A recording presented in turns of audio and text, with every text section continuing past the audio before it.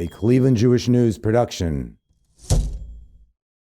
This episode contains explicit language and graphic descriptions of violence that some may find distressing and that might be unsuitable for some listeners. Discretion is advised.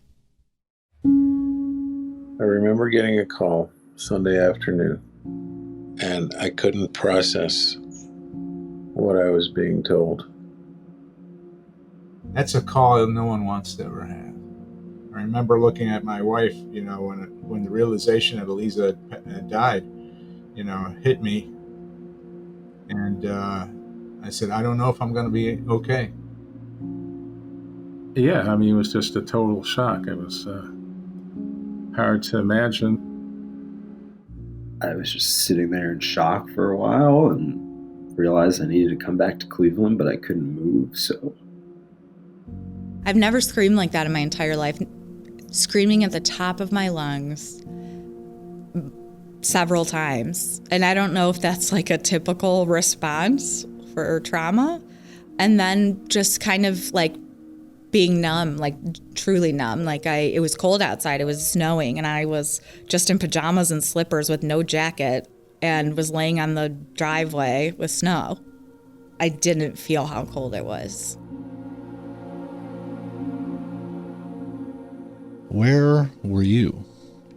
Where were you when you received the worst news of your life? I bet you remember every detail.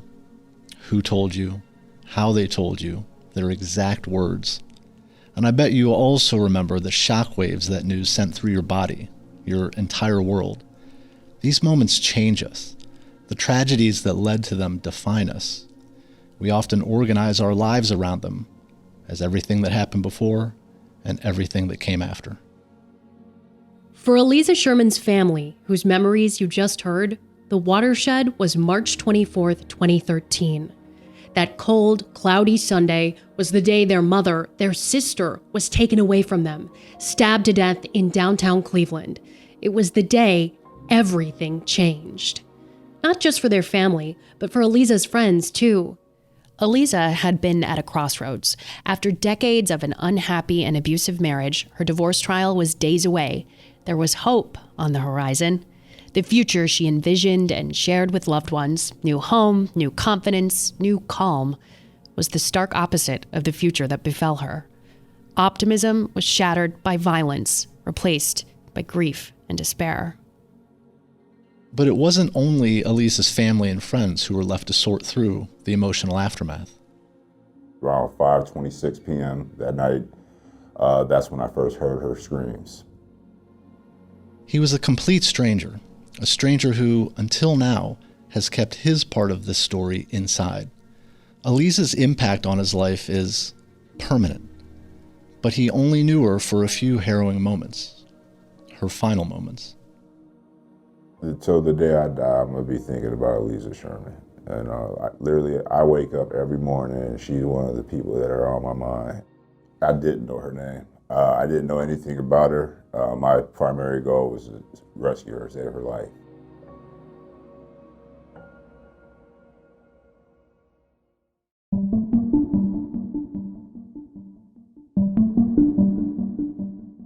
I'm Mike Butts. And I'm Sarah Shookman. This is Aliza, her story at 10 years, a Cleveland Jewish News podcast about Aliza Sherman's life, loss, and legacy. Welcome to episode 2.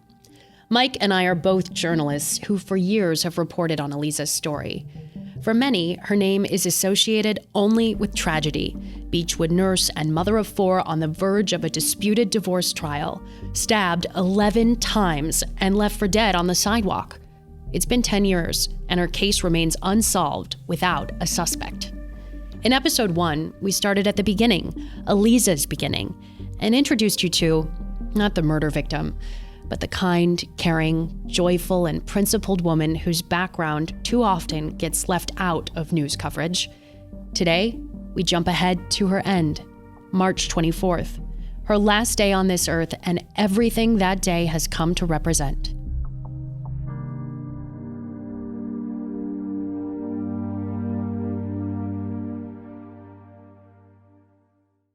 The weather on Sunday, March 24th, 2013, was what you'd expect in Cleveland that time of year.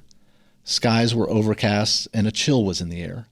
But for Aliza, the air was ripe with something else: hope. Tensions in her marriage to Sanford Sherman had simmered for years. Beechwood police reports showed 22 calls had been made to their home on Penshurst Drive for domestic disturbances. Her longtime friend, Jan Lash, remembers the emotional toll it all took. We all knew the trauma that she was living every single day.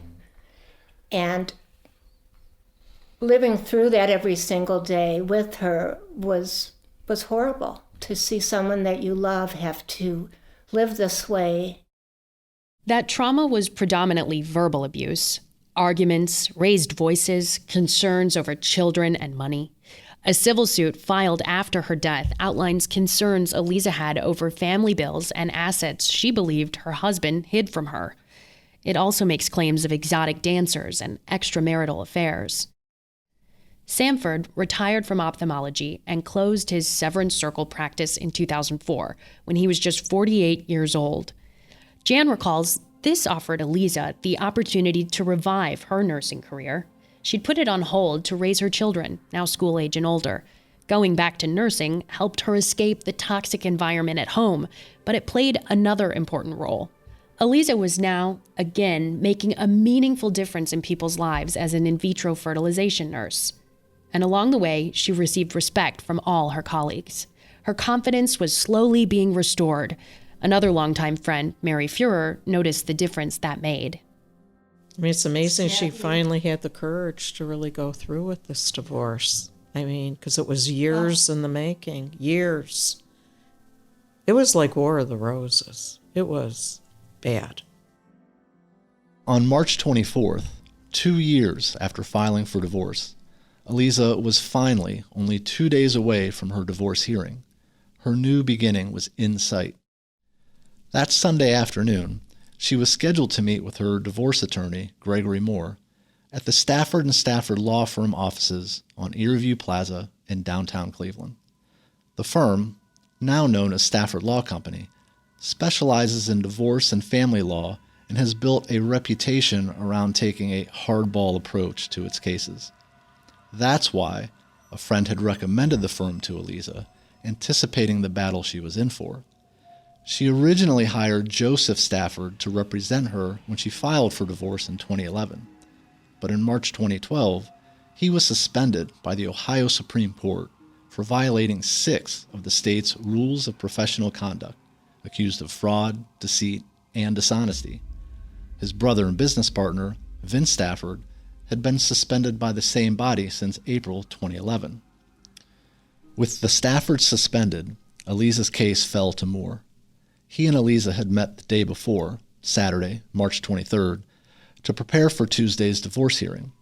But later Saturday, he contacted Aliza to say he found something else he felt they needed to review and asked that she return on Sunday.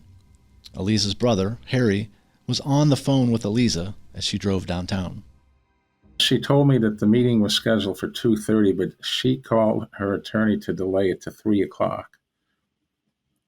And then she told me it got delayed till 4, and then it got delayed till 5. And I never asked her, well, who delayed it those next 2 times? But it wasn't her. When Aliza arrived at the firm's offices at 55 Erie View, she couldn't find Moore. Erie View Plaza is a narrow, pedestrians-only passage that runs between Cleveland's main artery, East 9th Street, and East 12th Street. On the south side of the street is the Galleria at Erie View Shopping Center, a partially empty former mall. On the north side is the imposing multi-tenant building where the law firm's offices are located. Monday through Friday, this central business district buzzes with activity. Workers bounce back and forth between meetings, and you might catch nearby residents grabbing lunch or coffee at the Galleria's food court. But on this Sunday, the streets were empty. No sporting events, no conferences in town. The wind off Lake Erie discouraged anyone from staying outside. We can't be sure, but it's conceivable Aliza passed no one as she parked her car at a metered spot along East 12th Street and walked down Erie View toward the glass doorway. The brutalist fortress-like building was locked because it was the weekend and many offices inside were closed. She texted to let Moore know she was downstairs, waiting outside. He eventually responded and told her he was there. Records show Moore was not actually there, but we'll get into that later. When she asked him to unlock the door, that didn't happen. Seconds after, she told Moore she was going back to her car because it was too cold outside. Aliza was stabbed 11 times.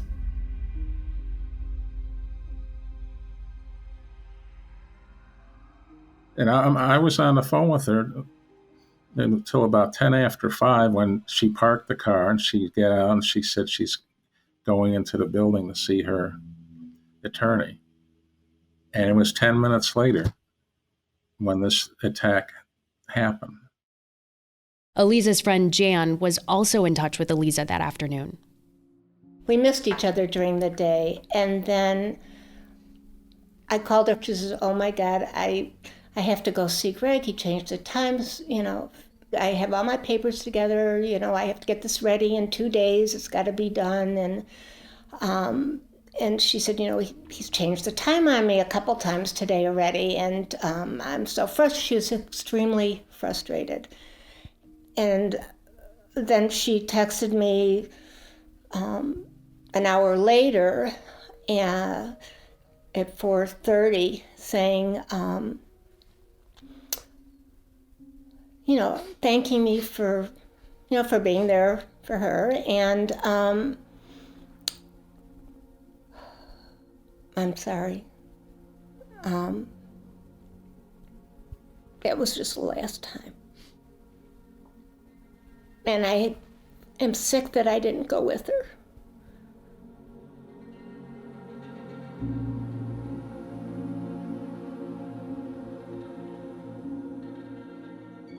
I just kind of saw her laying there, like she just gave up. So I instantly ran to the door. And as soon as she heard that door open and heard my voice, that's where she kind of came back. And that's where, I jumped into action.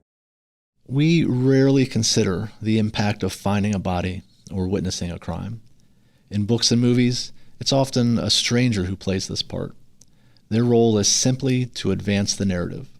Their identities are unknown, and their feelings left unexplored. But in real life, these chance encounters that last only a few minutes leave marks that last a lifetime. That's Kenny Shepard's story. And she was laying stiff in a, kind of like a sleeping position, face down. And when she turned over, I saw the severity of the situation. There was a lot of blood all over the place. And I wasn't sure what was done. I wasn't even aware it was a stabbing. I was thinking she was shot.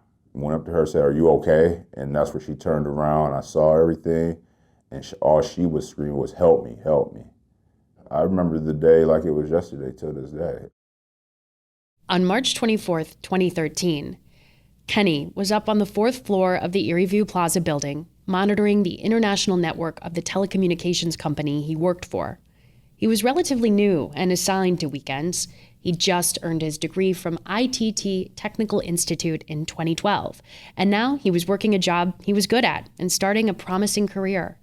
He felt good about life and held his head high until he heard Aliza's screams. When she screamed the second time, it was like a blood-curdling scream, and I knew it wasn't normal. Knowing he had to be one of the only people in the building, he rushed down the stairs toward the lobby. The elevators were too slow. She was literally at the front door of where that building is, 75 building. She was laying right there at the front. Kenny was concerned for his own safety, too. For all he knew, the attacker was lurking nearby, watching his every move. And as a 28-year-old black man, he feared how police would respond when they arrived on scene. You remember what you had on? Yeah. What was it? It was an all-black sweat outfit. I like to wear a hat, so I had a hat on. She looked like she was a well-established woman. She had a lot of expensive things around her. And one thing I didn't want to be confused was that I'm the person responsible for this, or I was trying to rob this person, especially with what I was wearing that day. I didn't want them to think that.